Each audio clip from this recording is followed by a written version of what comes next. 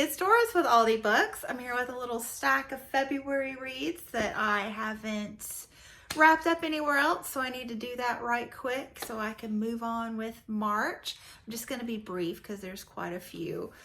First up is Daphne du Maurier's My Cousin Rachel. This was off my Tower of Doom, and it turns out there was a reason for that. I didn't particularly enjoy it all that much. It was fine. I just felt like the whole premise of the book was, did she or didn't she? I knew that from the onset, and it didn't really change for me in my interpretation thereof. I hated the male protagonist. He was so annoying. I just at a certain point was like, grow up already, be an adult, quit acting like a baby. Yeah, I didn't buy into it and ended up kind of power skimming the second half just to be done. Not my kind of read. The next one, Wendell Berry, The Memory of Old Jack. This is set in Kentucky, so just a little ways north of where I live, rural Kentucky, so a landscape that I'm very familiar with. This is beautifully written. It's a story of an old man, old Jack, at the end of his life, looking back. It's just,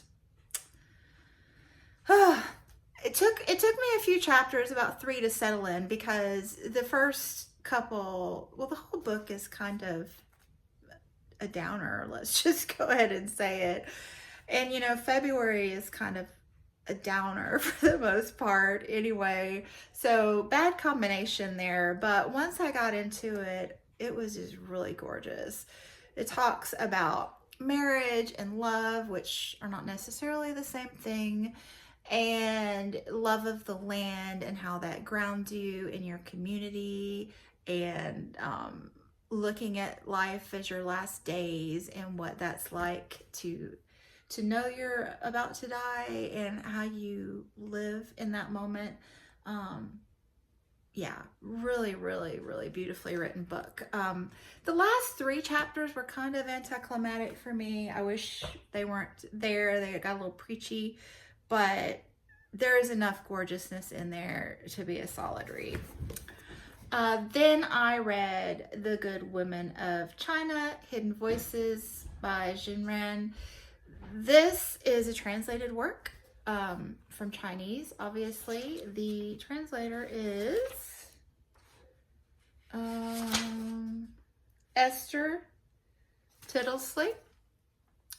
So this is set in China, kind of right at the end of the Cultural Revolution, I believe in the 80s. And the woman was a pretty renowned radio host, and these are told as a series of kind of short story vignettes of women that she meets along the way in her employment, and their stories, and really impactful and poignant and hard-hitting, as you can imagine, what women have gone through, especially under the Cultural Revolution.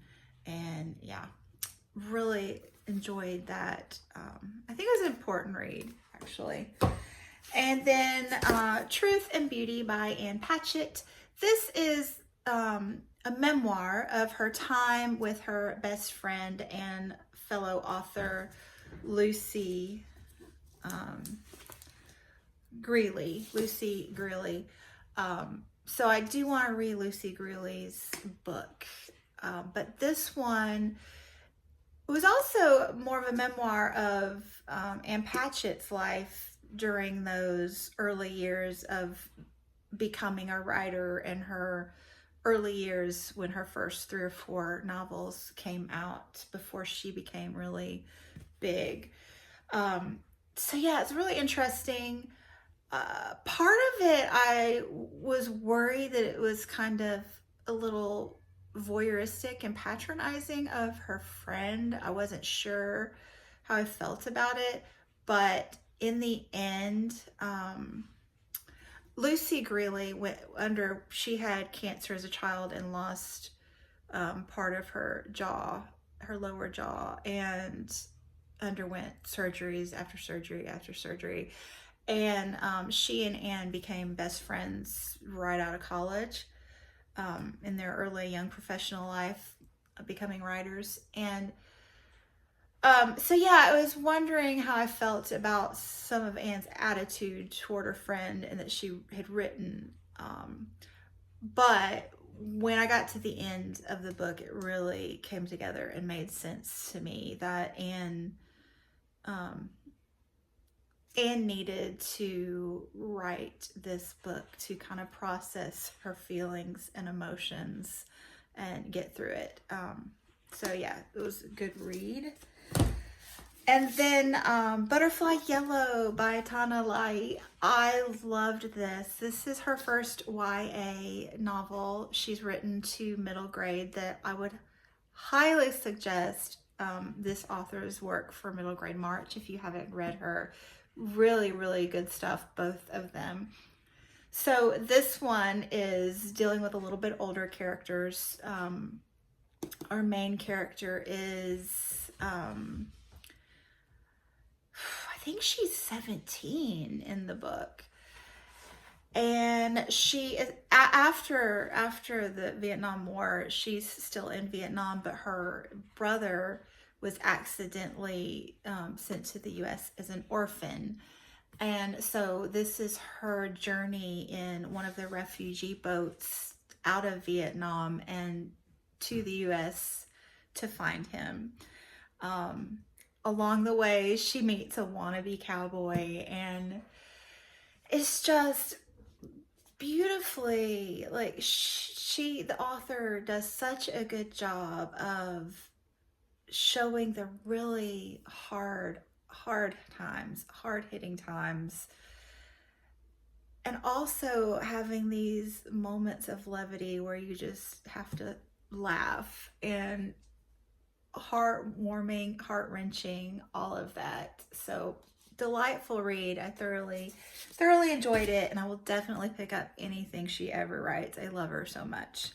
And then Haysbert by Roberto Pastore. This is our very own Bert and Shawnee. This is Bert's poetry collection. I read that and really enjoyed it and hope to get to it again.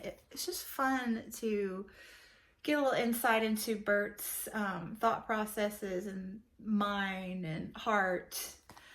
It's divided into 3 sections: throat, belly, and heart. And the thing I like most about it was its musical quality. There are 2 styles of poems in here. So this style that's more densely put together, and the words just flow so beautifully. Like, it's not a book where you stumble as you speak the words because they just go together so nicely. And then these more loose versions that have a little bit of repetition and a kind of stronger syncopated rhythm to it that, yeah. So it's one I think I need to read again out loud and enjoy. So yes, there's that.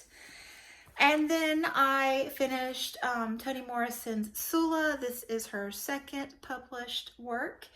And I listened to this on audio. And I don't think that was a good route for me. I thought her first book, The Bluest Eye, was just gorgeous and brilliant and amazing. This one was just okay for me. I never engaged with the plot or any of the characters, so I felt disconnected from it. It didn't really come together for me. There were definitely moments of brilliance in her words and things that she was communicating through them, but overall it fell short of The Bluest Eye, definitely. And I think part of that was the audiobook version. It was an older audiobook, so the sound quality wasn't fabulous. But Toni Morrison read it herself, which I thought would have been an amazing experience, but I didn't really like her reading style. it was very monotone, and she had an aggressive downturn at the end of her phrasing. So like it was kind of dramatic, but the drama just didn't work for me.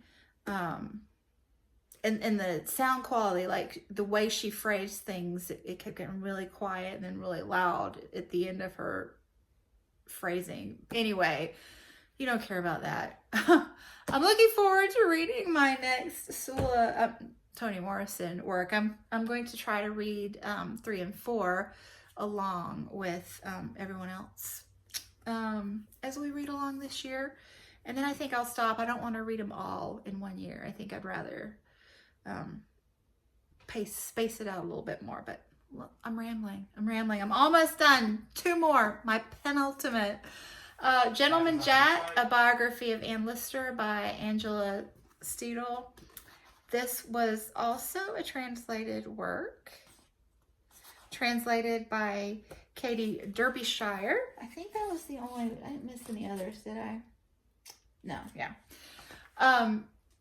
So yeah, this one, I read the first 2.5 chapters straight through and really enjoyed them. They were kind of coming of age, and Anne Lister was in a boarding school, made a best friend, discovered her sexuality. Really interesting insights all the way through about the time period and the role of, you know, kind of upper class women and girls and their liberties they could take and their restrictions, you know. So all of that was interesting, but after the first 2.5 chapters, I kind of skim read just little bits here and there. Like there was one chapter with 2 older ladies in the region that had been lovers throughout their lives, living together, that was interesting to read. There was another one, I think it was Frank, who was another lesbian woman at the time that was really involved in the sciences, in science societies and things. So there were some interesting bits, definitely, but there was a whole lot of Anne just documenting her conquests and in great detail, and I just didn't care to read all of that. It got kind of boring, to be quite honest, those parts, because they mentioned this later in the book too. Anne got really obsessed with her writing, and just kind of writing everything, not just her conquests and their moments together, but like, you know, everything in life in excruciating detail. But definitely an interesting time period and woman for sure. And then last I read John Steinbeck's Harvest Gypsies, On the Road to the Grapes of Wrath.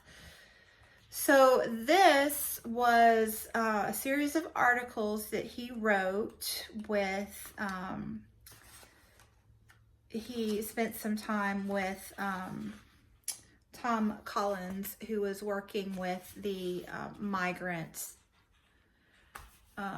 Okies during the Great Depression and in camps, government camps. So yeah, these are a series of articles that John Steinbeck wrote, and kind of the foundation for the Grapes of Wrath. So this was really interesting. The pictures in here were heartbreaking. Some of the Hoovervilles, the you know, cardboard camps and communities, and is very reminiscent of a lot of the South African under apartheid housing that I've been reading about in January, and some in February as well. So yeah, that was interesting. Also was interesting, you know, this was written like what, in the 1930s, and really 1936. Really interesting to see the progressive lens like a long time ago. So when, you know, this was 90 years ago or something, you see like what was progressive ideas back then would be considered, you know, a little bit racist. You know, the way he's focusing on the plight of these migrants over workers that had been brought in from China and Japan, the Philippines and Mexico, and just historically, it's very interesting to read a progressive's mind, you know, that long ago, and you know the change over time. I don't know what I'm saying. I know what I'm saying, but I'm not communicating it as well as I would like to. But anyway, very interesting. And yes, so I think that's it. So thanks so much for watching, and here's to a great March, and I'll be back soon. Bye.